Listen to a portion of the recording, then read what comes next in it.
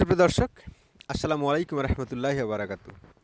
সুপ্রিয় দর্শক, আজকে যে বিষয়টি নিয়ে কথা বলবো সে বিষয়টি হচ্ছে, আপনারা জানেন যে ইতিমধ্যে আপনারা হয়তো শুনে ফেলেছেন যে আমাদের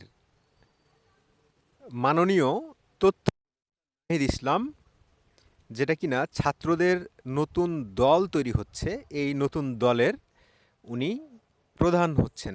উনি সভাপতি হন বা মহাসচিব কিংবা চেয়ারপারসন, যেটা ওনারা নির্ধারণ করবেন সেটা হবেন আর কি, অর্থাৎ দলের মুখপাত্র হবেন আর কি। তো আমার বিষয়টা হলো যে আমি এটাও শুনছি আমরা যে উনি পদত্যাগ করবেন।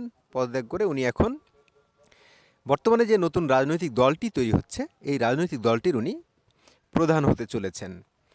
এখন প্রশ্ন হলো, যদি উনি পদত্যাগ করে উনি নাগরিক কমিটির প্রধান হন, কিংবা নাগরিক শক্তি নামক কোনো দল আসুক, কিংবা বৈষম্য বিরোধী ছাত্র আন্দোলনের যে দলটি ঘোষণা হবে, যে নামটি হবে জানি না কী নাম হবে, এখন এই নামটি যদি হয়, যেটাই হোক, এখন এই রাজনৈতিক প্ল্যাটফর্ম হবে, নাহিদ ইসলাম হবেন সেটার প্রধান। তাহলে প্রশ্ন হলো যে বাকি যে উপদেষ্টাগুলো থাকবেন, অর্থাৎ এখানে থাকবেন এলজিইডি অর্থাৎ স্থানীয় সরকার এবং ক্রীড়া উপদেষ্টা, যেটা উনি হলেন আসিফ মোহাম্মদ সজীব ভুঁইয়া। এরপরে ওনাদের আরেকজন থাকবেন হচ্ছে দপ্তরবিহীন উপদেষ্টা জনাব মাহফুজ আলম।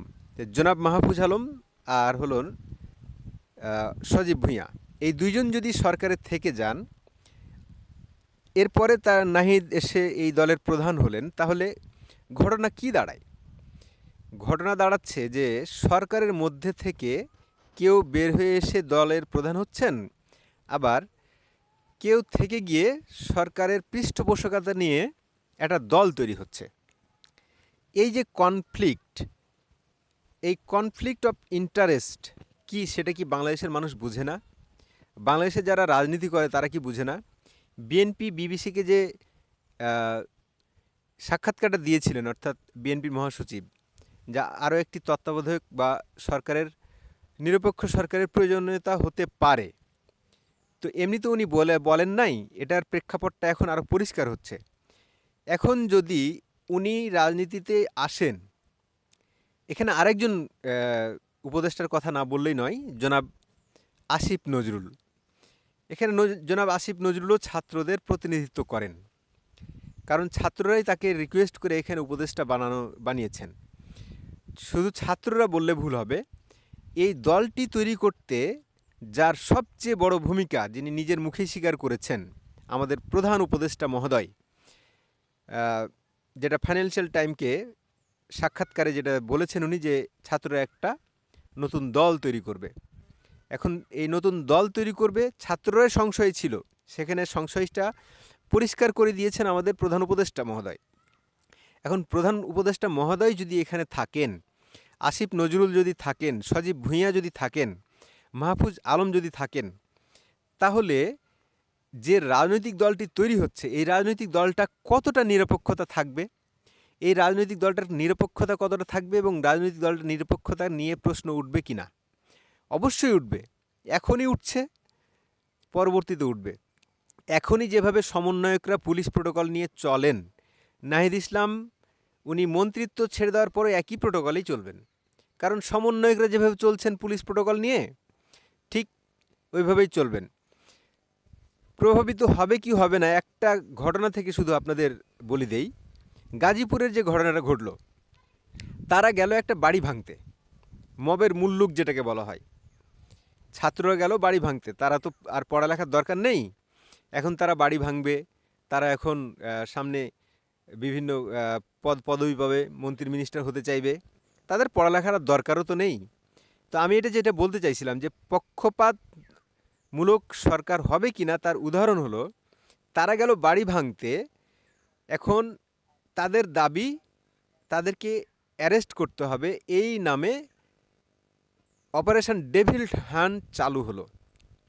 এই যে অপারেশন ডেভিল হান্ট চালু হলো, এটা অপারেশন ডেভিল হান্ট না হয়ে অপারেশন আওয়ামী হান্ট নাম দিলে মনে হয় ভালো হতো। কারণ হচ্ছে যে এখানে যেহেতু পরিষ্কার ছাত্ররা এখানে ভাঙতে গেল, তাদের ছিল ধরা উচিত, তাদের না ধরে বরং তাদের দাবি মেনে নিয়ে সরকার বিরোধী দল নিপীড়নের পথ বেছে নিল। যা হোক, এটা বিতর্কিত, আপনারা জানেন সব ভালো করে। এটা নিয়ে বিস্তারিত আর একটা ভিডিওতে করা যাবে। কিন্তু এরকমই যে হবে না, তারা যখন রাজনৈতিক দল নিয়ে যখন তারা নির্বাচন কমিশনে গিয়ে জমা দিবে, তারা যখন একটা প্রতীক পাবে, প্রতীক পাওয়ার পরে যখন তারা রাজনৈতিক দল নামে আত্মপ্রকাশ করবে, আত্মপ্রকাশ করে তারা কার্যক্রম শুরু করবে। কার্যক্রম শুরু করার পিছনে সকল কিছু গোয়েন্দা সংস্থা তৈরি করবে না, এটার কোনো নিশ্চয়তা আছে? সকল কিছু পুলিশ প্রশাসন সেনাবাহিনী সবাই যারা মাঠে আছে তারা এই দলটাকে যে প্রোটোকল দিবে না কিংবা ভোটের মাঠে তাদের যে আলাদা ফ্যাসিনেশন দিবে না বা সুবিধা দিবে না, এটার তো কোনো গ্যারান্টি নেই। এই জন্য বিএনপি এই ফাঁদে পা দিবে বলে আমি মনে করি না। এবং জামাত হয়তো কথা বলছে না, জামাত হয়তো চিন্তা করছে যে ছাত্ররা তাদের সাথে জোটগত নির্বাচন করবে, এটা তারা চিন্তা ভাবনা করছে এখনও। কিন্তু যদি তারা একাই নির্বাচন করতে যায় তাহলে জামাতও কিন্তু এখানে এই কথাগুলো বলা শুরু করবে।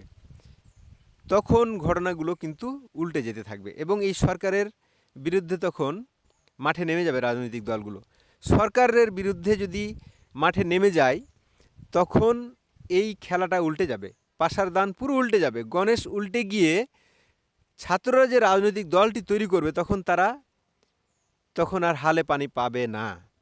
এবং তাদের পিছনে যে তারা যে বলে ছাত্র জনতা, তাদের পিছনে তো মানে জনতা নাই। এটা তো আপনারা দেখেছেন, ওই যে বাড়ি ভাঙাকে কেন্দ্র করে ইত্যাদি কয়েকটা ছাত্র তো আছে এখানে। এখন সবগুলো ছাত্রকে বললেও এই সকল ছাত্রদের অপমানিত করা হয়, কারণ সমন্বয়করা যেভাবে বিতর্কিত কর্মকাণ্ড করছে তাদের সকল ছাত্রও তো এখানে নাই। এখানে ছাত্রদের একাংশ, এখানে আবার ছাত্রদের একাংশ বললেও ভুল হবে, এখানে তো সকলে ছাত্র না। এখানে কিছু ছাত্র আছে যারা কিনা আজ থেকে 2, 4, 5, 7 বছর আগে পাশ করে বের হয়েছে। তাহলে এই ছাত্রদের এখানে একটা অংশ, অর্থাৎ যদি 100 জন ছাত্র থাকে তাহলে 2 জন ছাত্র, বাকি এর মধ্যে একজন আবার ওই নাগরিক কমিটির, ধরেন এদের যুব টিম। এখন যদি এরকম হয় তাহলে ভবিষ্যতে যেটা ঘটতে যাচ্ছে, সরকারের থেকে আরেকটি রাজনৈতিক দল তৈরি হচ্ছে যেটা কিংস পার্টি।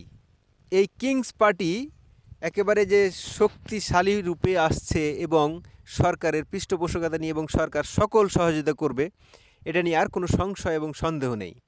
সুতরাং বিএনপি এখন কি করবে, আওয়ামী লীগ মাঠে থাকবে কিনা বা আওয়ামী লীগকে তারা অংশগ্রহণ করতে দেবে কিনা, এটা একটা ভাববার বিষয়, এটা পরের কথা।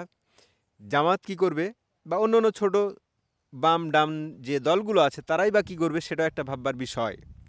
তবে আপাত দৃষ্টিতে এই সরকার যে আগামী দিনে কঠিন চ্যালেঞ্জের মুখে পড়তে যাচ্ছে এটা আপনারা নিশ্চিত থাকেন। সুপ্রিয় দর্শক, ভালো থাকবেন, সুস্থ থাকবেন, চোখ কান নাক সব খুলে রাখবেন, সচেতন থাকবেন। সর্বোপরি কথা হলো আপনারা সবাই সচেতন থাকবেন। ভালো থাকবেন, চ্যানেলটি নতুন এবং সাবস্ক্রাইব করে সাথে থাকবেন। আসসালামু আলাইকুম রহমতুল্লাহি ওয়া বারাকাতুহু।